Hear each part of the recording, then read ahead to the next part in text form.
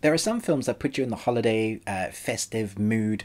It's sort of Christmas film, but just in that time zone, that period from now until December, there are films that I love to watch, like Love Actually or Die Hard, films that kind of get me in the zone. Which are those for you? And will Love Hard be one of those for you? I don't know.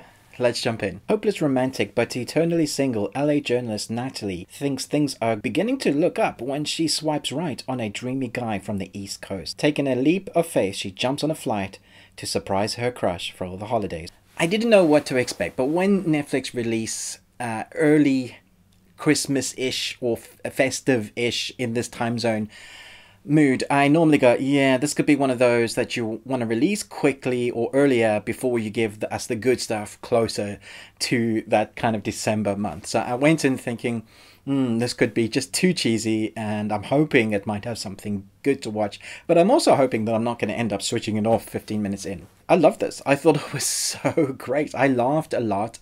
I was watching this in bed with my phone, with headphones. It was late at night. I thought, okay, I'm just going to get this one done and over with.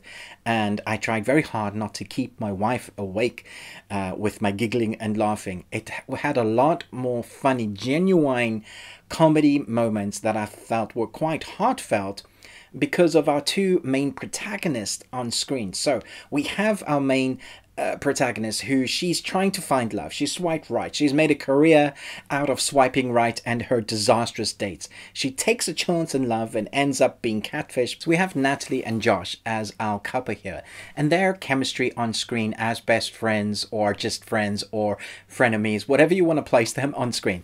Their chemistry on screen is what makes this film works. And then you have those characters around that are very entertaining to watch, but it's them that kind of drives this film forward. I was surprised at how much I enjoyed this film because of them. It definitely does those kind of tick the boxes rom-com. You can guess where the story is going to go, but you're hoping the story is going to go that way. You're rooting for those characters. And so when you see the events unfold where you know certain things have to happen for the characters to realize the lie that they've been living or the lie they've been showing to the family, there's this stuff that happens without doing spoilers that they're kind of forcing on friends and family without them knowing. When that kind of stuff comes to light, you know when it's going to happen, you know it's going to be cringy, but by then you're very much on board with these characters. The other thing that works really well is the kind of cheesy dialogue that is also very funny, which is what I was mentioning before when I was laughing. The situations they find themselves in are delivered with some of the dialogue that is very clever, cringy at times, and cheesy. There's a moment when this family together, they're doing carols and they're singing like they're a boy band, and it's hilarious and cringy and unbelievable. It took me a little bit out of it because there's no ways on earth that that was their voices, but it was also really funny, kind of a standout moment in that film that I remember when I'm talking about this film to friends. Is I'll be like, there's this moment. That's the sort of thing that this film does well. Now, I'm not here to say that it's changed the genre, but what it does well, it does very well. It also harks at some of the Christmas films that you love. It pulls them into kind of an argument with what is the best Christmas movie, and that is a lot of fun to play off. Like most of the time throughout the year, my friends and I, or my wife and I, will talk about which Christmas films or festive films we want to watch during this period, and then we'll argue about which is the best one. You know, that old age argument, like, which is Die Hard a Christmas movie or not? What is the best Christmas film out there? Is it It's a Wonderful Life, Love Actually? You just talk about, you know, so many great ones.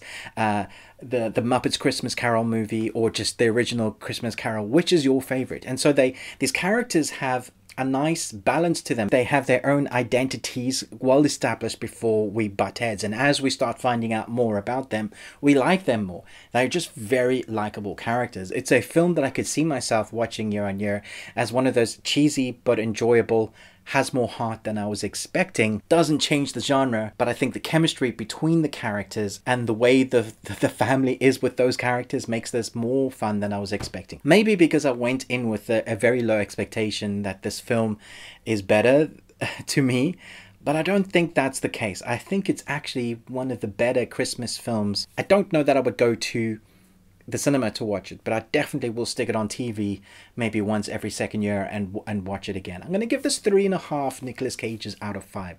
Let me know your favorite Christmas movies in the comments below. Thanks so much for watching. We just hit 12,000 subscribers. So I'm very thankful to our community and everybody joining us. It's because of you that we can keep able to start making this into a career. Obviously, we're not quite there yet. I'm very happy for Austin Burke, who's just reached 100,000 subscribers. Between Austin and Chris, those are the guys that I look up to see how they craft their reviews. I'm hoping that I'm getting there. I've done so many, hundreds and hundreds now.